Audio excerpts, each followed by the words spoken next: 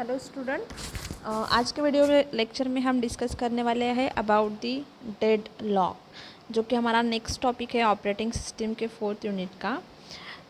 देखो इसमें क्या होता है, डेड लॉक में क्या होता है, जैसे ही वर्ड है डेड लॉक, मतलब क्या होने वाला है कि कुछ लॉक होने वाला है ऐसी कंडीशन पे जो कि डेड कंडीशन है। ठीक है, मतलब उसके बाद सॉल्यूशन थोड़ा इम्पॉसिबल है। इसको हम कहेंगे डेड लॉक। तो देखो डेड लॉक कैसे ऑकर होता है इन ऑपरेटिंग सिस्टम। अब हमने ऑपरेटिंग सिस्टम में सीपीयू शेड्यूलिंग में देखा था कि हाँ प्रोसेसेस सीपीयू के पास जाती है फॉर द एग्जीक्यूशन पर्पस। ठीक है, तो एग्जीक्यूशन के लिए प्रोसेसेस जाती है सीपीयू के पास। तो उस कंडीशन में सपोज हमारे पास 2 प्रोसेसेस हैं, लाइक प्रोसेस 1 एंड प्रोसेस 2। दोनों ही प्रोसेस एग्जीक्यूशन के लिए जा रही है सीपीयू के पास। अब प्रोसेस P1 को कुछ रिसोर्सेज चाहिए जो कि है प्रोसेस P2 के पास। ओके, जैसे रिसोर्स R1 है जो है P2 के पास, और प्रोसेस P2 को कुछ रिसोर्सेज चाहिए एग्जीक्यूशन के लिए जो कि है प्रोसेस P1 के पास। सपोज़ अज्यूम कर लो कि जैसे नीचे डायग्राम देखो नीचे की डायग्राम में देखो, उसमें से आपको क्लियर समझ में आ जाएगा। वहाँ पे देखो कैसे है, हमारे पास 2 प्रोसेसेस अवेलेबल है, that is process 1 and process 2। ठीक है, अब उसमें देखो हमारे पास 2 रिसोर्सेज भी है, that is resource 1 and resource 2। तो प्रोसेस P1 के पास है रिसोर्स 2, देखो एरो जो शो किया हुआ है ना इसमें। प्रोसेस P1 के पास है रिसोर्स 2, इसको किसने होल्ड किया है, P1 ने। और प्रोसेस P2 के पास है रिसोर्स 1, सॉरी प्रोसेस P2 के पास है रिसोर्स 2 और प्रोसेस P1 के पास है रिसोर्स 1। ठीक है, रिसोर्स 1 P1 के पास है, रिसोर्स 2 P2 के पास है।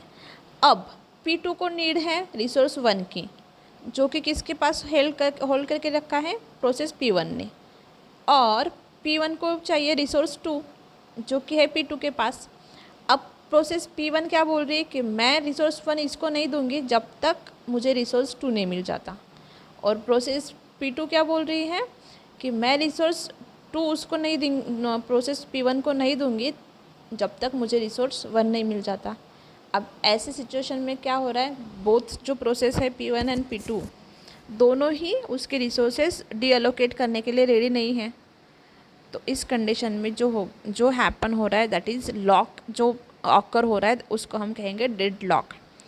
क्योंकि जब तक प्रोसेस P1 उसके रिसोर्सेज फ्री नहीं कर देती तब तक P2 एग्जीक्यूट नहीं होगी, और जब तक P2 उसके रिसोर्स फ्री नहीं कर देती तब तक P1 एग्जीक्यूट नहीं होगी।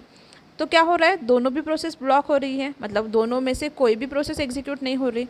तो ऐसे सिचुएशन को हम कहते हैं डेड लॉक, क्योंकि इसके ऊपर कोई सॉल्यूशन ही नहीं है, दोनों ही प्रोसेस रेडी नहीं है उसके रिसोर्सेज छोड़ने के लिए।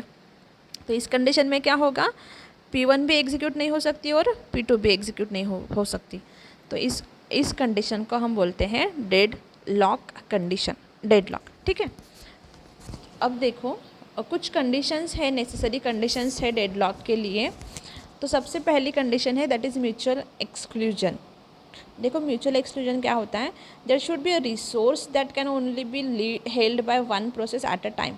मतलब अगर डेडलॉक ऑकर नहीं हो तो उसके लिए कुछ नेसेसरी कंडीशंस हम देखते हैं। तो उसकी सबसे पहले condition that is mutual exclusion, मतलब 2 प्रोसेसेस के बीच में कुछ म्यूचुअल अंडरस्टैंडिंग होनी चाहिए कि अगर कोई रिसोर्स P1 के पास, मतलब एक रिसोर्स एट अ टाइम एक ही प्रोसेस होल्ड कर सकें। ठीक है, अगर एक ही प्रोसेस के पास एक रिसोर्स है तो उसका एग्जीक्यूशन होने के बाद वो क्या कर देगा, वो उसको फ्री कर देगा। मतलब दूसरे प्रोसेस को तब तक वो रिसोर्स नहीं मिल सकता जब तक वो पहली प्रोसेस उसको फ्री नहीं कर देता। ठीक है, एक प्रोसेस को एक रिसोर्स, या फिर एक रिसोर्स किसको मिलना चाहिए, एक ही प्रोसेस को मिलना चाहिए। तो ये हो गई हमारी म्यूचुअल कंडीशन। ठीक है, अगर ऐसे होगा तो जब तक प्रोसेस P1 उसका एग्जीक्यूशन नहीं कर लेती तब तक P2 आ नहीं सकती। तो इससे क्या होगा, डेडलॉक की सिचुएशन ऑकर नहीं हो सकती। नेक्स्ट है होल्ड एंड वेट। आप देखो a process can hold multiple resources and still request more resources. अगर कोई प्रोसेस है P1, उसके बाद पहले से रिसोर्स है कुछ अवेलेबल, एक रिसोर्स अवेलेबल है, तो और वो सेकंड रिसोर्स की रिक्वायरमेंट डाल रहे हैं, लेकिन वो क्या कर रहा है, जब तक मुझे सेकेंड रिसोर्स नहीं मिल जाता मैं रिसोर्स 1 को भी फ्री नहीं करूँगी।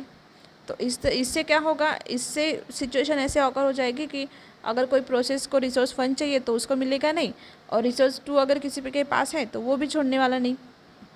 तो इससे क्या हो जाएगा, प्रोसेस P1 कंटिन्यू होल्ड में रहेगी और वेटिंग पोजीशन में जो, और अगर कोई नई प्रोसेस है जिसको रिसोर्स 1 चाहिए वो भी वेटिंग में रहेगी, क्योंकि प्रोसेस तो उसको छोड़ने के लिए तैयार ही नहीं है P1। तो इस कंडीशन को हम क्या कहते हैं, hold and wait, which are holding in the diagram given process to hold resource R2। देखो डायग्राम में प्रोसेस जो P2 है वो रिसोर्स R2 को होल्ड करके रखी है और R3 को भी होल्ड करके रखा है, and is requesting the resource 1, और वो क्या कर रहे हैं, रिसोर्स 1 के लिए भी रिक्वेस्ट कर रही है। तो जो रिसोर्स है प्रोसेस P1 के पास अवेलेबल, तो इसको हम कहेंगे होल्ड एंड वेट कंडीशन, क्योंकि रिसोर्स को होल्ड भी करके रखा है R2 और R3 को, और रिक्वेस्ट भी कर रही है R1 के लिए।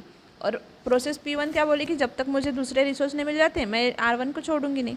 तो इसमें क्या होगा, प्रोसेस P2 क्या रहेगी, हमेशा होल्ड एंड वेट कंडीशन में। ठीक है, नेक्स्ट कंडीशन है no preemption. Resource can not be preempted from a process by force, मतलब अगर किसी प्रोसेस के पास रिसोर्स पहले से अवेलेबल है तो हम उसको फोर्सफुली उस रिसोर्सेज को निकाल के किसी और प्रोसेस को नहीं दे सकते। ठीक है, ए process can only release resource voluntary, वो जो रिसोर्स कब फ्री करेगी, जब उसको खुद उस रिसोर्स को फ्री करना है, मतलब अगर उसका एग्जीक्यूशन कंप्लीट हो गया तो वो उस रिसोर्सेज को फ्री कर देगी। ठीक है, प्रोसेस, अब देखो नीचे के डायग्राम में देखो, process 2 can not pre-empt resource 1। अब प्रोसेस P2 को रिसोर्स 1 चाहिए, बट रिसोर्स 1 किसके पास है, प्रोसेस P1 के पास है।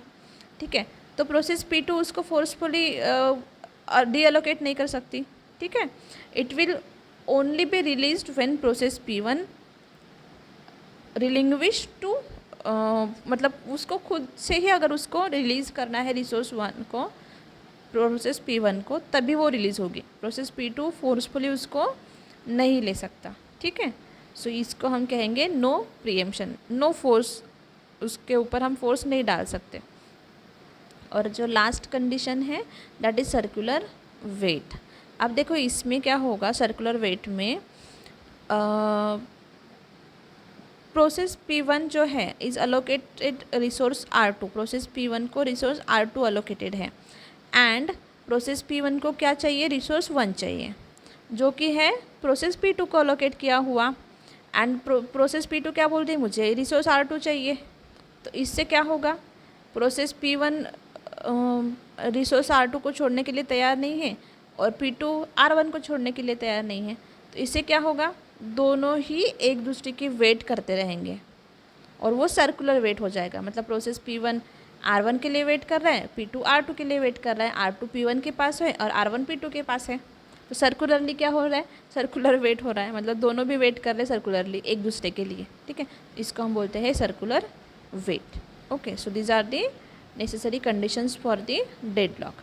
नेक्स्ट वीडियो में हम नेक्स्ट पोर्शन देखेंगे। Thank you.